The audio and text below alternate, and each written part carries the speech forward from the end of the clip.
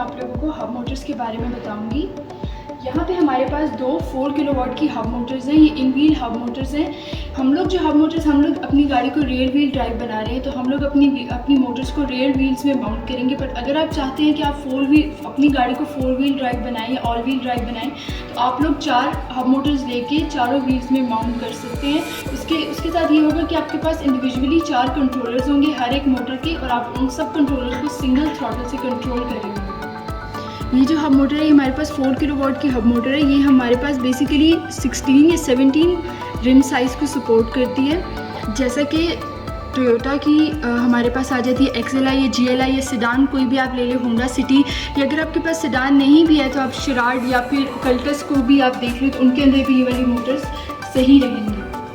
हम जो अपनी कन्वर्जन कर रहे हैं, हम अपनी गाड़ी को रेयर व्हील ड्राइव बना रहे हैं, तो हम इस पूरे प्रोसीजर से आप लोग को साथ लेके चलेंगे। लेकिन अभी फॉर द बिगिनर्स हम सिंपल इसके कंपोनेंट्स को एक्सप्लेन करेंगे, और उसके अलावा हम सिंपल इसकी वायरिंग को भी थोड़ा सा, इसकी सिंपल बेसिक पिन आउट्स के बारे में हम आपको बताएंगे। हम आते हैं, इस 5 वायर्स इसके अंदर से आ रही हैं। ये 3 फेज़ वायर्स हैं, ब्लू, येलो एंड ग्रीन, और ये 2 हॉल सेंसर की वायर्स हैं। ये हॉल सेंसर की वायर ग्रिप टू ग्रिप है, तो ये सिंपली हॉल सेंसर की जो वायर्स हैं इनके साथ कनेक्ट हो जाएंगी। दूसरा जो कनेक्टर है, ये स्पेयर कनेक्टर है।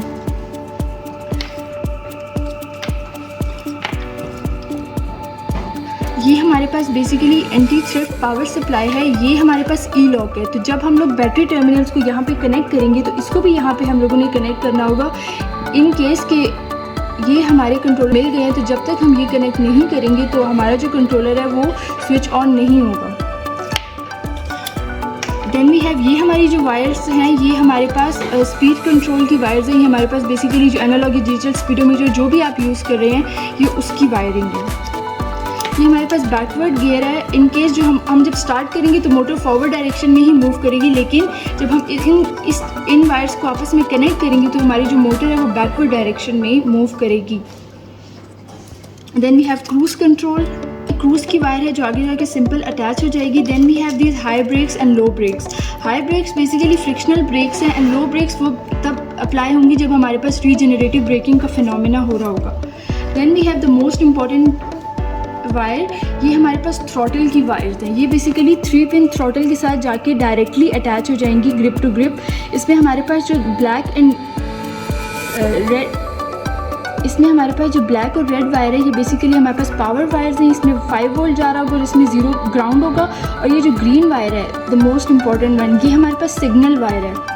ये बेसिकली थ्रॉटल को सिग्नल देगी। Then we have this upgrade port. इसमें बेसिकली हमारे पास क्या होगा कि हम लोग अपने कंट्रोलर के साथ कम्युनिकेट कर सकेंगे through this upgrade port. And then इसमें हमारे पास जो हब मोटर्स है, उसमें हमारे पास इलेक्ट्रॉनिक डिफरेंशियल यूज़ हो रही है, टॉर्क वेक्टरिंग का फिनोमेना यूज़ हो रहा है। And then on the other hand we have regenerative braking in these hub motors, so that's why we are using upgrading port। इसमें हमारे पास ऐसा होता है कि हमने अपने कुछ पैरामीटर्स इसके अंदर ऐड करने हो, या अपनी कोई टॉर्क को लिमिट करना हो या स्पीड को लिमिट करना हो, तो इसमें हम लोग इसकी फुली प्रोग्रामेबल है। रीजनरेटिव ब्रेकिंग को स्विच ऑन या स्विच ऑफ करना हो, या फिर हमारे पास जो इलेक्ट्रॉनिक डिफरेंशियल टॉर्क वेक्टरिंग का फिनोमेना है उसको स्विच ऑन ऑफ करना हो, तो इस भी अवेलेबल है, जिसके थ्रू आप इसको ईजिली प्रोग्राम कर सकते हैं। अब हम लोग आपको इसकी ब्रेक डिस्क के बारे में बताएंगे, इसकी ब्रेकिंग सिस्टम के बारे में बताएंगे। तो हमारे पास ये एक डिस्क ब्रेक है, ये बेसिकली यहाँ पे जाके अटैच हो जाएगी। उसके अलावा हमारे पास ये डिस्क ब्रेक कैलिपर्स हैं, ये इस तरह अटैच होंगे, और जब भी हम ब्रेक अप्लाई करेंगे तो ये फिनोमेना हो गया और हमारे पास ब्रेक अप्लाई हो जाएगी।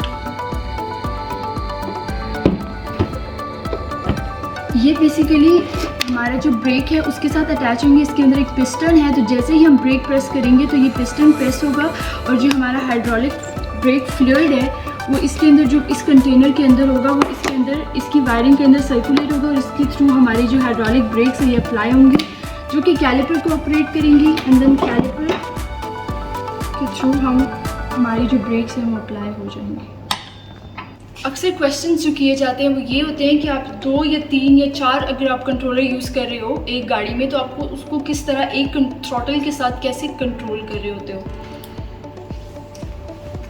का एक बेसिक फिनोमेना होता है कि हमारे पास फॉर एग्जांपल जो हम लोग यूज़ करें वो 2 कंट्रोलर यूज़ करें, तो उन 2 कंट्रोलर की जो 2 सिग्नल वायर्स है, ग्रीन वायर्स, उनको आपस में कनेक्ट करके थ्रॉटल के साथ कनेक्ट करना है, थ्रॉटल के सिग्नल वायर्स के साथ। तो इन केस अगर आपके पास 4 कंट्रोलर भी हैं तो उन चारों की जो सिग्नल वायर्स हैं उन्हें आपस में कनेक्ट करके आपने उसे थ्रॉटल के साथ कनेक्ट करना है।